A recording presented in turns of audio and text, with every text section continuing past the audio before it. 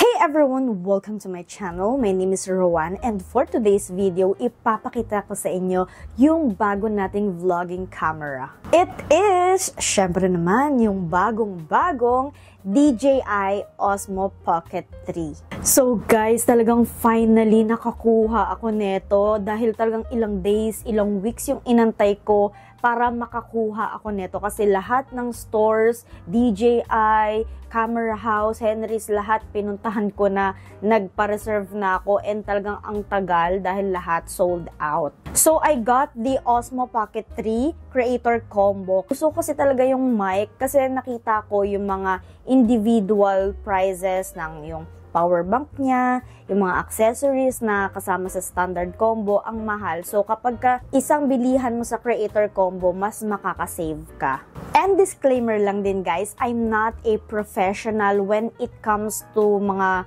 gantong camera, gadgets, sa mga technicalities and all mga settings. This is just a POV of a user, mga normal user lang like me na hindi makalikot masyado sa gadgets and kung okay ba siya sa akin sa mga pang vlog, travel vlog, pang TikTok, pang YouTube, and ayun. So ang ginagamit ko kasi talagang pang vlog is my camera. So this is the Canon M50 Mark II and medyo bulky siya kapag ka nagtra-travel.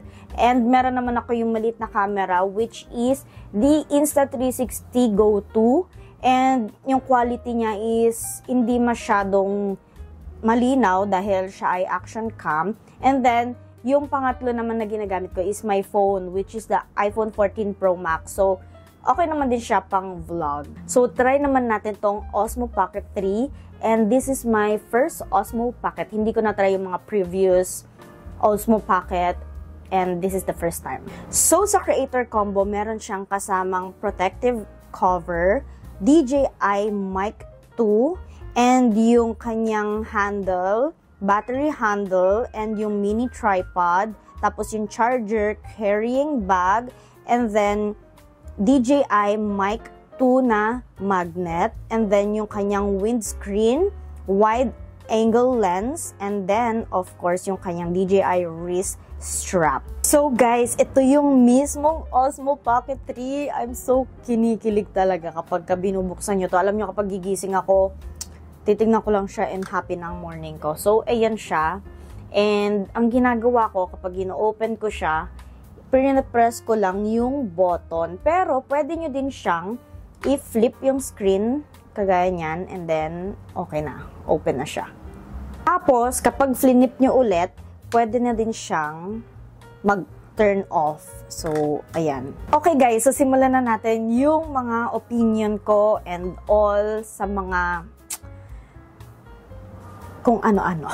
So, first off is yung mic for me guys. Sobrang perfect niya kasi meron siyang magnet. So, kung walang ipitan, yung damit nyo, for example, is naka-turtleneck kayo. So, saan nyo i-clip, diba, yung mic. So, alangan naman nandito. So, ang pangat ng audio. And, pwede siyang lagyan ng magnet. So, i-magnet natin. Ayan. And then, ayan na siya. Diba? Nakasabit na siya. Hindi nyo na siya kailangan pang i-clip. So, ayan. Or, pwede nyo din naman siya i-clip. And, for me lang guys, kapag ka magmamic ka, parang mas okay if wala kang kausap or wala kang kasama. Kasi nga, iisa lang yung mic niya. And ako kasi lagi kong kasama si Santi kapag nagtra-travel or naglalakad-lakad, hindi siya naririnig kasi syempre itong mic, kahit hindi naka-activate yung kanyang noise reduction, is medyo namimute pa din niya yung mga noise sa surroundings natin. So, ayun lang, hindi siya masyado naririnig, kailangan malapit kami, parang ganyan. Ganyan, para marinig yung mga sinasabi niya. Hindi pwede yung parang naglalakad kayo, tapos naka-mic ka lang, yung isa hindi. So, dito naman tayo sa mismong Osmo Pocket 3. And guys, sobrang na-enjoy ko talaga yung paggamit dito kasi sobrang compact niya for a vlogging camera since it's my first time using a Osmo Pocket. And ang napansin ko lang, kaya pala siya kino-compare sa iPhone 15 na camera. Parang yung camera niya is medyo parang pang cellphone quality yung kanyang quality. It's just that nakakapag-blur out lang siya ng background, nakakapag-focus siya kapag may finocus ka. Ganon. But, it's given naman din dahil hindi naman siya talagang DSLR. Siguro medyo nag-expect lang ako kasi sa mga ads, sa mga nagpro-promote is sobrang linaw ng quality. Ako kasi hindi ko na ina-edit yung mga videos ko kung ano yung quality ng camera, yun na talaga yung nakikita nyo. Very raw. So, ayun, pero sobrang nag-enjoy ako sa kanya dahil talagang stabilize siya, kahit tumakbo-takbo ka, okay siya. And it's just that medyo umiinit siya kapag talagang tuloy-tuloy kang nagfi-film. Pero guys, ang bilis niyang mag-charge. Nakakaloka. Kasi nung na-lowbat siya, trinay ko lang 15 minutes, 100% kagad. So, sobrang bilis niya mag-charge. And then, ang ganda din ng concept na meron siyang sariling power bank since wala nga siyang battery. So, hindi pwedeng tanggalin yung battery niya. Meron siyang sariling power bank. So, isasaksak mo lang siya ng ganyan. And, ayan. So, 16% na siya. Dahil lowbat na nga. And guys, sobrang comfy din niyang hawakan kahit may power bank siyang ganyan, mas comfy siya, mas madali yung grip niya. And pwede kang mag-photo dito, mag-pick, and all. So, ayan o, okay din siyang ganyan, nakaharap sa'yo. O, divine. Pinaka-okay din sa akin dito is yung kanyang face, ano yun, face scan? Basta yung parang, i-scan niya yung face mo, and then susundan na niya kung nasan ka, and parang may nagvi-video na sa'yo, ganon. So, ngayon guys, itry na natin siya, and ipapakita ko sa inyo yung mga clips ko using the Osmo Pocket 3, yung kanyang mga sample shots. So, let's go. And ngayon guys, try naman natin yung stabilizer niya, yung gimbal. Try natin kung okay. And, ayan, lalakad-lakad lang tayo. Hawak-hawak ko lang siya. Check nyo nga guys kung parang phone quality lang siya or ano, okay ba. Isa pa pala, kapag phone yung gamit ko, yung back camera lang yung ginagamit kong camera para mas malinaw, 'di ba? Pero hindi ko nakikita yung sarili ko kung naka-focus ba and all. So, talagang perfect tong Osmo Pocket. And now, try natin ilagay yung wide angle lens kung may difference. Kasi ako, wala akong nakikitang difference sa mga reviews. So, let's see. Ayan. Meron ba? Hindi ko alam. Okay, so mag-walk lang ulit kami. Para makita niyo yung difference ng naka-wide angle lens. Diyan lang kayo.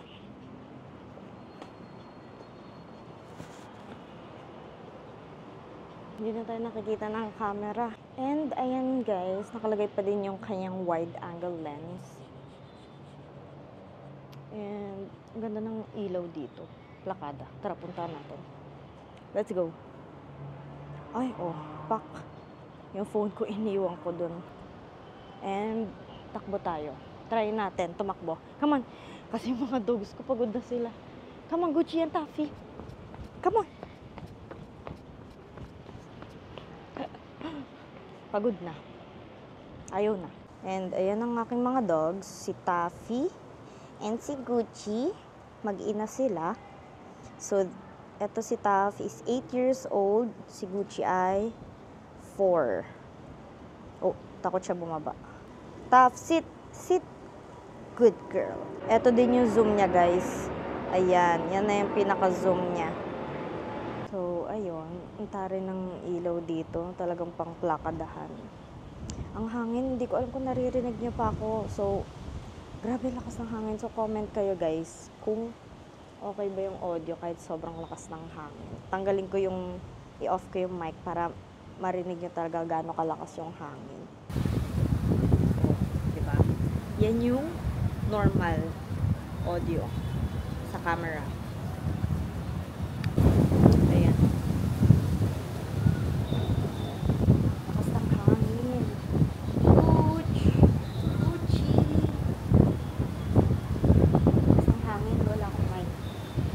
Tara na, punta na tayo, uwi na tayo, and doon kasi sa may elevator, medyo madilim, so try natin siya ng low light.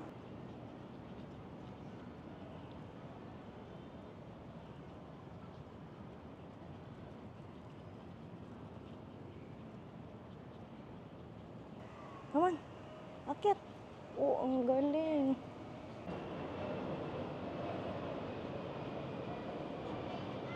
So, ayan guys. Madilim dito. Papuntang elevator. Ayan siya. Nakikita pa din, di ba?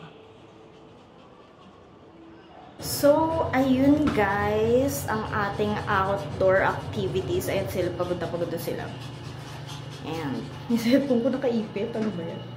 Okay.